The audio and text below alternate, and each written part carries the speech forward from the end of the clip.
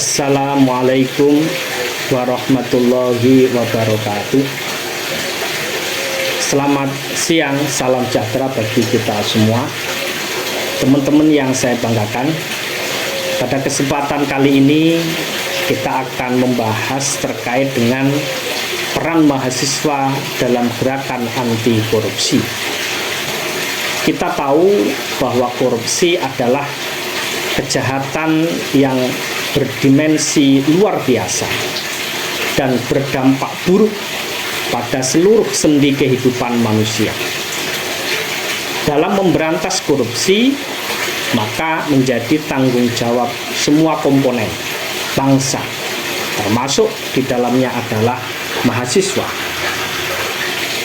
Gerakan anti korupsi merupakan salah satu upaya pemberantasan korupsi. Dengan sadar melakukan suatu gerakan anti korupsi dalam masyarakat. Gerakan korupsi atau gerakan anti korupsi adalah suatu gerakan jangka panjang yang harus melibatkan seluruh pemangku kepentingan terkait, baik pemerintah, swasta, dan masyarakat. Dalam konteks inilah peran mahasiswa sebagai salah satu bagian penting dari masyarakat sangat-sangat diharapkan. Kenapa? Gerakan anti korupsi adalah suatu gerakan yang memperbaiki perilaku individu dan sistem untuk mencegah terjadinya perilaku koruptif. Upaya perbaikan sistem dan perbaikan perilaku manusia koruptif sebagai upaya perbaikan sistem dan perbaikan perilaku manusia dapat menghilang atau memperkecil peluang bagi berkembangnya korupsi.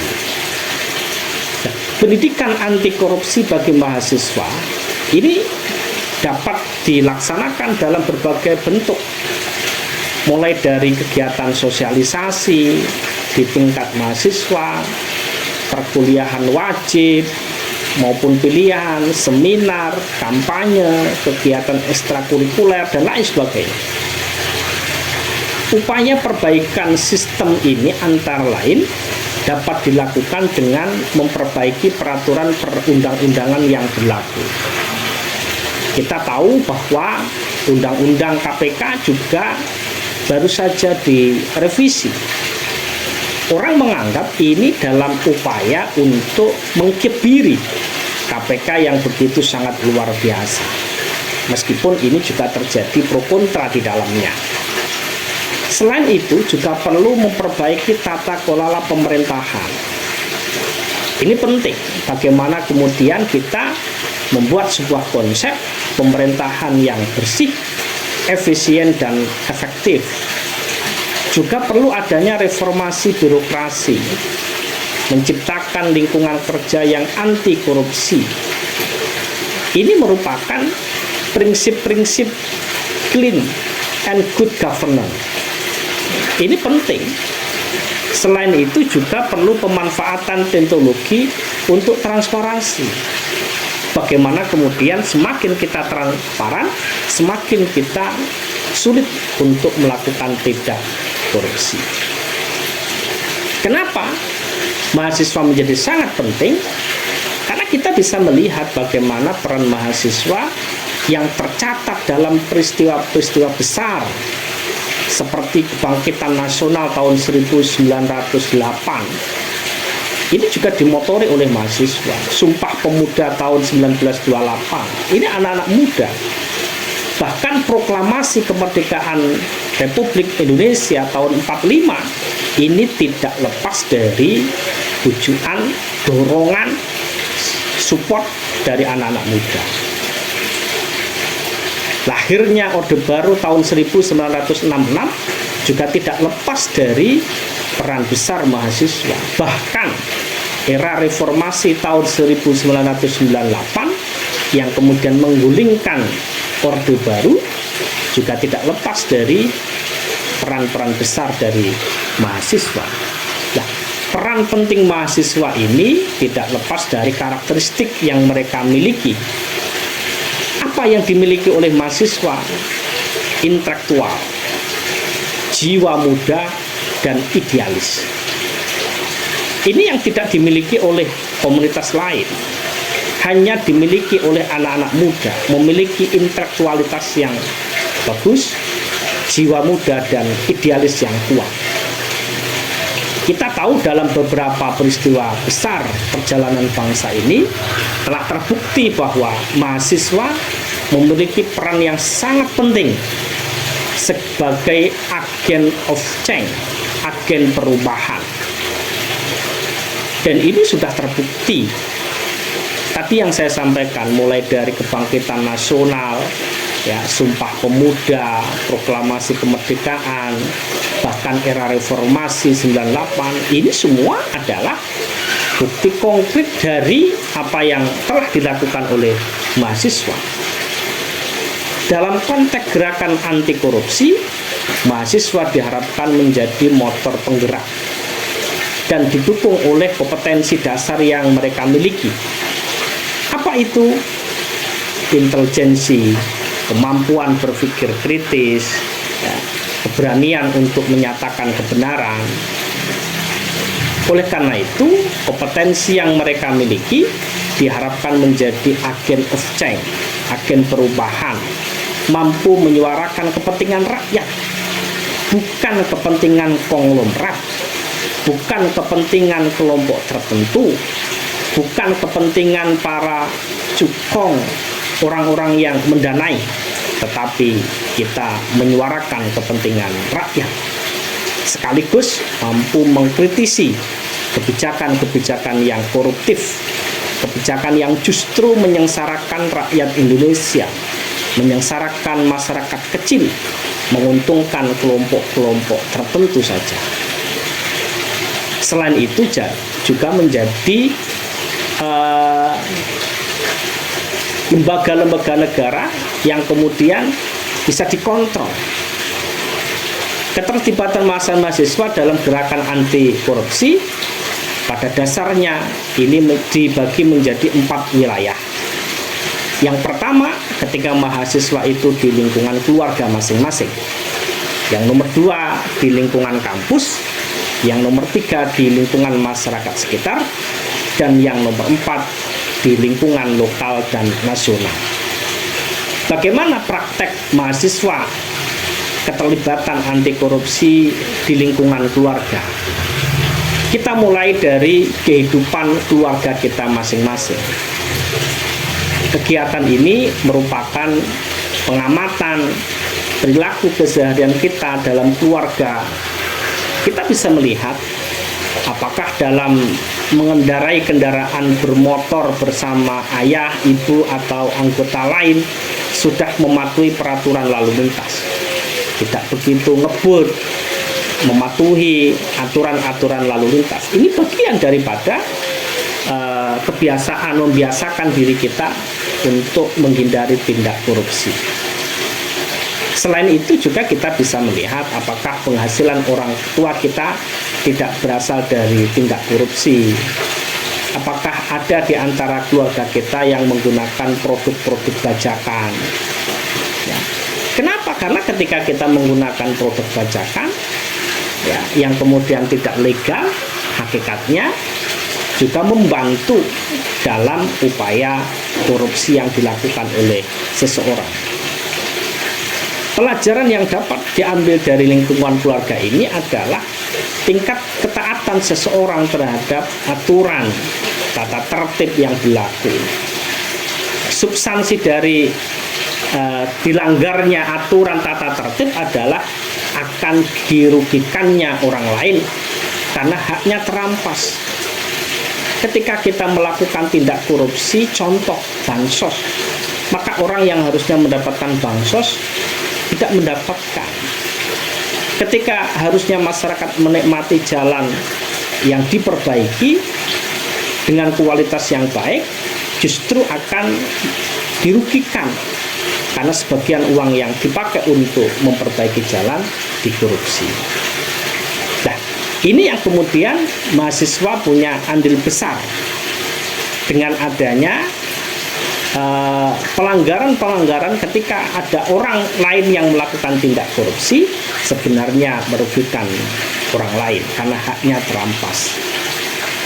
Nah, terampasnya hak orang lain ini merupakan cikal bakal dari tindakan korupsi.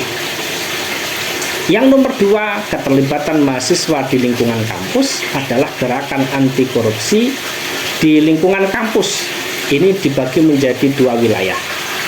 Yang pertama adalah individu mahasiswa sendiri. Yang nomor 2 adalah komunitas mahasiswa.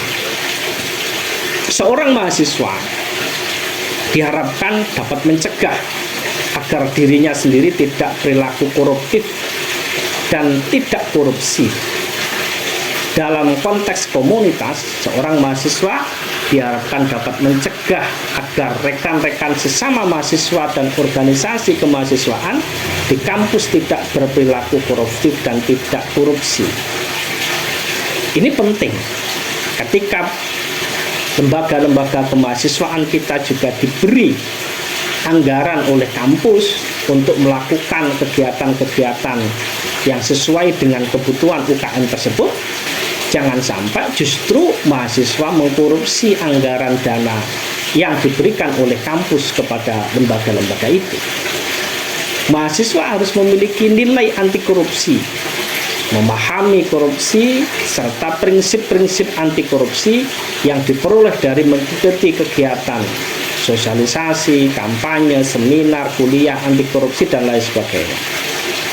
Nilai-nilai dan pengetahuan yang diperoleh tersebut harus diimplementasikan dalam kehidupan sehari-hari. Mahasiswa harus mampu mendemonstrasikan bahwa dirinya bersih dan jauh dari perbuatan korupsi, serta menanamkan nilai-nilai anti korupsi kepada komunitas mahasiswa agar tumbuh budaya anti korupsi. Kita tahu bahwa mereka, lembaga-lembaga kemahasiswaan, juga mendapatkan anggaran, dikasih kewenangan untuk mengelola itu, bahkan besar anggaran kemahasiswaan. Nah, jangan sampai kemudian kita nodai dengan tindak-tindak pidana korupsi.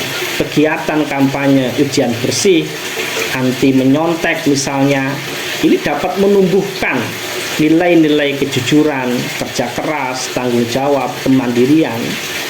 Apalagi sekarang ada berbagai macam fasilitas elektro yang memudahkan mahasiswa untuk tidak belajar, justru melakukan copy paste dari aplikasi-aplikasi yang ada sekarang ini. Dan ini jauh dari nilai-nilai kejujuran.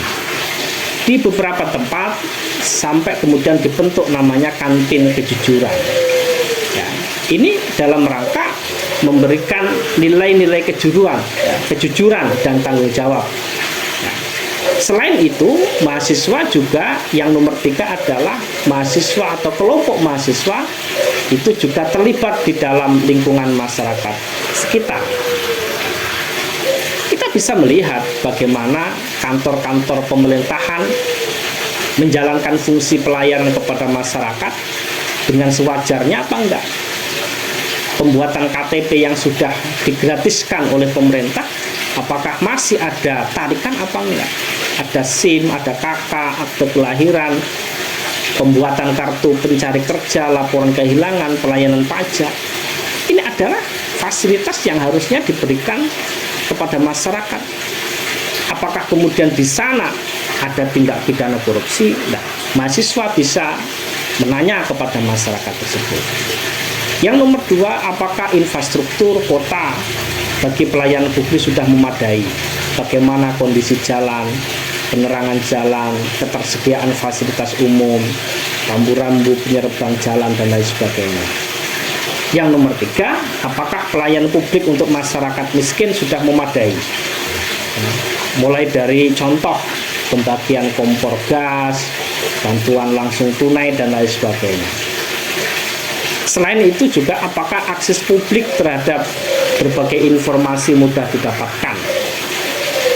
Ini harus kita lihat sebagai mahasiswa, apakah semua ini sudah terjamin di lingkungan masyarakat kita. Yang terakhir adalah peran mahasiswa di tingkat lokal dan nasional.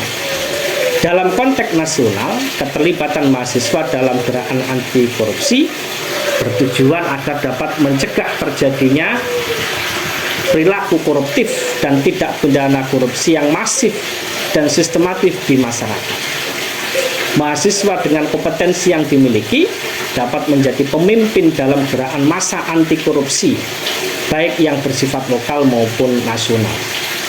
Berawal dari kegiatan-kegiatan yang terorganisir dari dalam kampus, mahasiswa dapat menyebarkan perilaku anti korupsi kepada masyarakat luas, dimulai dari masyarakat yang berada di sekitar kampus, kemudian akan meluas ke lingkungan yang lebih luas.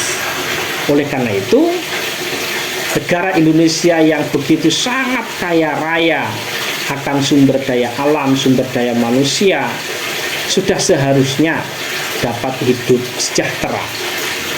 Apa itu hidup sejahtera?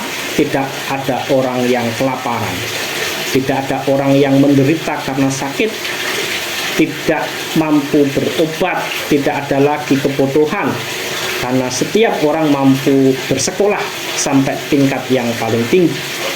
Tidak ada orang yang tinggal di kolong jembatan, karena semua orang mempunyai tempat tinggal yang layak.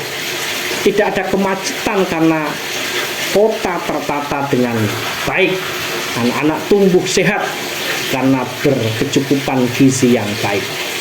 Anak-anak jalanan, pengemis, dan penyakit masyarakat lain sudah menjadi cerita masa lalu yang sudah tidak ada lagi. Anak yatim, orang-orang lanjut usia hidup sejahtera dan diperhatikan oleh masyarakat.